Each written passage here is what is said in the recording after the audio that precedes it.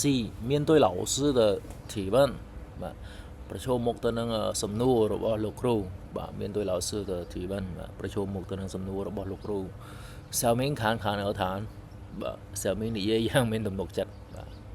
D 经理在会议上បាទលោកប្រធានបាទនៅក្នុងអង្គប្រជុំហ្នឹង对新计划បាទចំពោះគម្រោងថ្មីខានអត់ឋានបាទនិយាយយ៉ាងមានទំនុកចិត្តបាទនៅក្នុងអង្គប្រជុំលោកប្រធានបាទចំពោះគម្រោងថ្មីនិយាយយ៉ាងមានទំនុកចិត្ត经理在会议上对新计划侃而谈 sorry E 只要一聊起历史ឲ្យតែនិយាយដល់រឿងប្រវត្តិសាស្ត្របាទ只要一聊起